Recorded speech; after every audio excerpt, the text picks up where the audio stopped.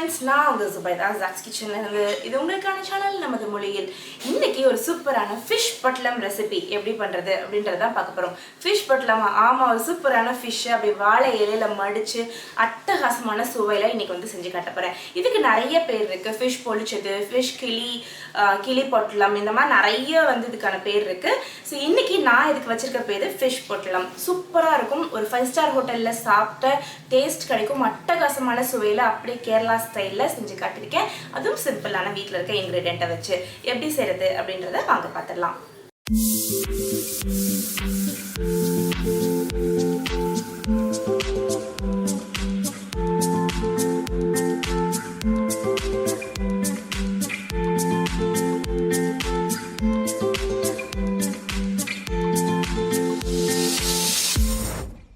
So இன்றைக்கி வந்து நம்ம ஃபிஷ் பொட்டலம் செய்கிறதுக்கு நான் வந்து வாவல் மீன் வாங்கியிருக்கேன். இதுக்கு பேர் வெள்ளை வாவல் அப்படின்னு சொல்லுவாங்க. அந்த மீனுக்கு பேர் வெள்ளை வாவல் வாங்கும்போது எப்பவுமே கண் வந்து நல்லா தெளிவாக அந்த மாதிரி ஒயிட் கலரில் இருக்குதா அப்படின்றத பார்த்துக்கோங்க. ஒரு மாதிரி மங்களாக ஒரு மஞ்சள் கலரில் அந்த லேயர் மாதிரி இருக்குதுன்னா அந்த மீன் வாங்காதீங்க, ஃப்ரெஷ்ஷாக இல்லைன்னு அர்த்தம். இங்கே நான் செவில் வந்து ஏற்கனவே க்ளீன் பண்ணி வாங்கிட்டு வந்துட்டேன்.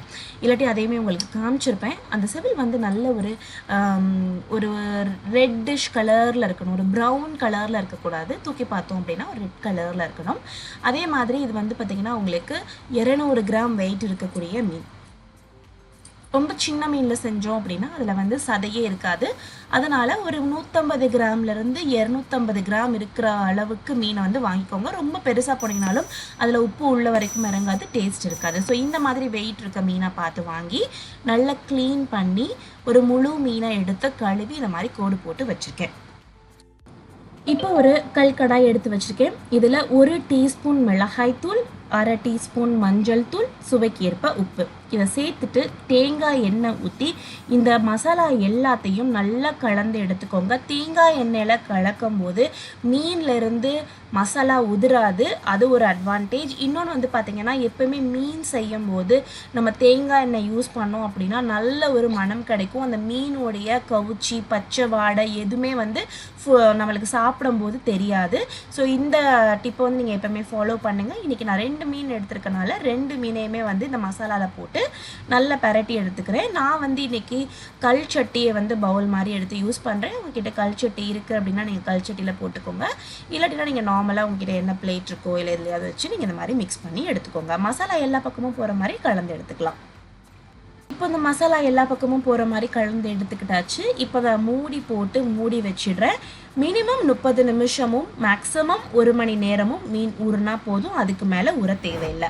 இப்போ ஒரு மிக்சர் ஜாரில் நான் ஒரு 4 பல்லு தேங்காய் சேர்த்துருக்கேன், ஒரு 10 முந்திரி சேர்த்துருக்கேன். அடுத்ததில் தண்ணி சேர்த்து இதை வந்து நல்ல ஒரு மையான பேஸ்ட், அப்படி எவ்வளோ தூரத்துக்கு உங்களால் மையாக அரைக்க முடியுமோ அவ்வளோ ஒரு மையான பேஸ்ட்டாக அரைச்சிக்கலாம். இப்போ அடுத்து இங்கே வந்து ஒரு ஃபிஷ் ஃப்ரை பேன் இதுக்கு பேர். இந்த பேன் வந்து பார்த்திங்கன்னா மெயினாக அந்த வறுவல் செய்கிறதுக்கு, ஃபிஷ்ஷு இந்த மாதிரி ஷாலோ ஃப்ரை பண்ணுறதுக்கு, இது எல்லாத்துக்குமே வந்து நம்ம இதை யூஸ் பண்ணிக்கலாம். இது நம்ம ராஷ் குக்வேர்ஸ்லேயே அவைலபிளாக இருக்குது. உங்களுக்கு வேணும்னா ஸ்க்ரீனில் தர நம்பரை நீங்கள் ஆர்டர் பண்ணிக்கலாம். இப்போ மீன் அதில் போட்டுட்டு ஒரு பக்கம் வந்து நல்ல ஒரு 2 நிமிஷம் குக் பண்ணதுக்கப்புறம் அடுத்த பக்கமும் திருப்பி போட்டு இன்னொரு பக்கமும் வந்து நம்ம அதை ஃப்ரை பண்ணி எடுத்துக்கலாம். ஸோ நல்லா வந்து 2 நிமிஷம் மீடியம் ஃப்ளேமில் வச்சு குக் பண்ணி எடுத்துக்கிட்டேன். இதை வந்து சைடில் எடுத்து வச்சிடுறேன். இப்போ நிறைய பேர்த்துக்கு டவுட் என்னென்னு பார்த்தீங்கன்னா, இந்த கல் சட்டியில் நம்ம டைரெக்டாக தாளிக்கலாமா, டைரெக்டாக குழம்பு வைக்கலாமா அப்படின்ற டவுட் நிறைய பேர்த்துக்கு இருக்குது. இது வந்து கல் சட்டி தான். இதுலேயே கடாய் மாடல், இந்த மாடல் வந்து பார்த்திங்கன்னா இது வந்து கடாய் மாடல் அப்படின்னு சொல்லுவாங்க. ஏன்னா இது வந்து கொஞ்சம் நல்லா அகலமாக இருக்கும், அதோடைய வித்து வந்து கொஞ்சம் கம்மியாக இருக்கும். இது கல் சட்டி தான் நல்லா டீப்பாக இருக்கும். இப்போ இதில் வந்து பார்த்திங்கன்னா கிட்டத்தட்ட நான் ஒரு 10 வாட்டி சமைச்சிட்டேன். என்னுடைய அடுப்போட சூடுக்கு இது நல்லா பழகிடுச்சு. அதனால இதில் டைரெக்டாக நான் வெங்காயம் தக்காளி எல்லாத்தையும் போட்டு வதக்கிக்க முடியும். நீங்கள் ஃபஸ்ட் டைம் கல் சட்டி யூஸ் பண்ணுறீங்கன்னா டைரெக்டாக வெங்காயம் தக்காளி போட்டு நீங்கள் இதில் வந்து வதக்கக்கூடாது. லோ ஃப்ளேமில் வச்சு கொஞ்சம் கொஞ்சமாக தான் அதை பழக்கி எடுத்துகிட்டு வரணும். கரைச்சி விட்ட குழம்பு இந்த மாதிரிலாம் நீங்கள் வந்து இதில் செஞ்சுக்கலாம். ஸோ இப்போ அது கல் வந்து நல்லா சூடாயிடுச்சு. இப்போ நம்ம அதை வந்து வெங்காயம் தக்காளி போட்டு வதக்கிடலாம்.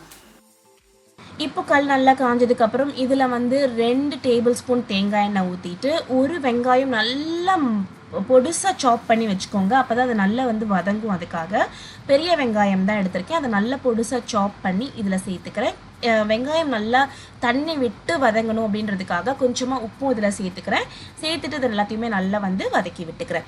நல்லா இது வதங்கி வரட்டும். அதுக்கப்புறம் இதில் தக்காளி சேர்க்குறேன். 2 தக்காளி, நாட்டு தக்காளி பொடுசாக கட் பண்ணது சேர்த்துட்டு, பச்சை மிளகா 2 கொஞ்சம் பெருசாக தான் சேர்த்துருக்கேன், ரொம்ப மெல்லிசாக கட் பண்ணல. ஏன்னா குழந்தைங்க சாப்பிடும்போது வாயில் போச்சுன்னா அவங்களுக்கு ரொம்ப காரமாக இருக்கும். அடுத்து கொஞ்சமாக வந்து கருவேப்பிலை சேர்த்துட்டு இதை எல்லாத்தையும் நல்லா கலந்து விட்டுக்கலாம். அந்த தேங்காய் எண்ணெய் ப்ளஸ் இந்த கருவேப்பிலையோடைய மனம் வந்து பார்த்திங்கன்னா அவ்வளோ அட்டகாசமாக இருக்கும். இந்த இடமே வந்து அப்படியே மணக்க இருக்குது அப்படின்னு தான் சொல்லணும்.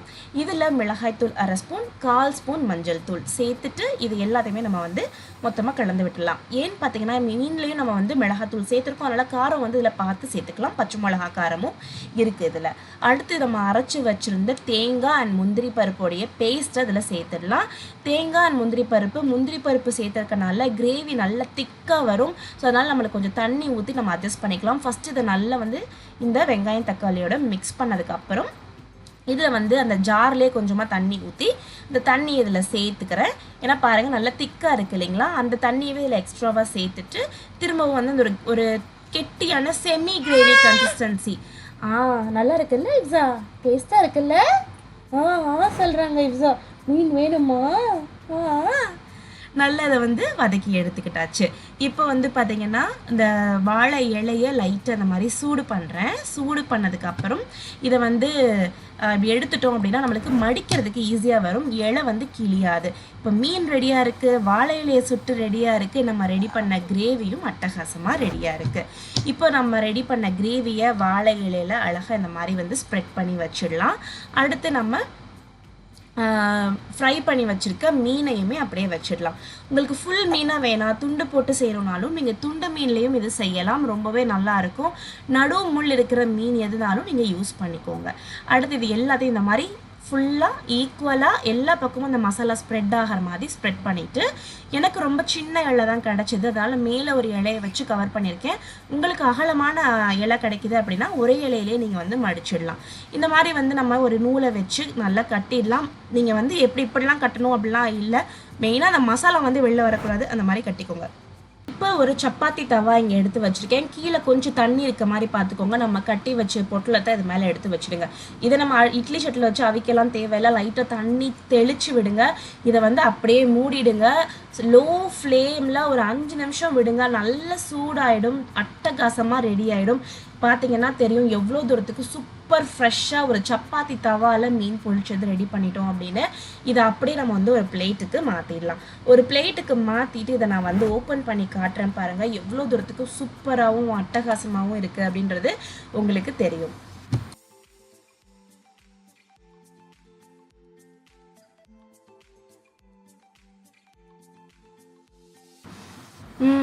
பார்த்தீங்கன்னா தெரியுதுல்ல எவ்வளோ தூரத்துக்கு சூப்பராக ரெடியாக இருக்குன்னு. அப்படியே ஒரு 5 ஸ்டார் ஹோட்டலில் சாப்பிட்டு டேஸ்ட் கிடைக்கும். நீங்கள் வீடியோவை இது வரைக்கும் பார்த்துட்ருக்கீங்க, இந்த ரெசிபியை நீங்கள் ட்ரை பண்ணி பார்க்க போகிறீங்க அப்படின்னா இந்த வீடியோக்கு மறக்காமல் ஒரு லைக் கொடுத்துருங்க. உங்களுடைய கருத்தை மறக்காமல் கமெண்ட் செக்ஷனில் சொல்லுங்கள். ஸோ இந்த ஃபிஷ் பொட்டலம் ரெசிபி உங்கள் எல்லாருக்கும் ரொம்ப பிடிச்சிருக்கும் அப்படின்னு நினைக்கிறேன். பிடிச்சிருக்கு அப்படின்னா மறக்காமல் இந்த வீடியோக்கு ஒரு பெரிய லைக் கொடுத்துருங்க. உங்களுடைய கருத்துக்களை மறக்காமல் எனக்கு கமெண்ட்டில் வந்து சொல்லுங்கள். நீங்கள் எந்த ஃபிஷ்ஷில் இந்த ரெசிபியை ட்ரை பண்ணி பார்க்க போகிறீங்க அப்படின்றதையும் எனக்கு மறக்காமல் கமெண்ட் பண்ணுங்கள். நான் உங்களை வேறு ஒரு சூப்பரான வீடியோவில் சந்திக்கிறேன். அது வரைக்கும் பாய்.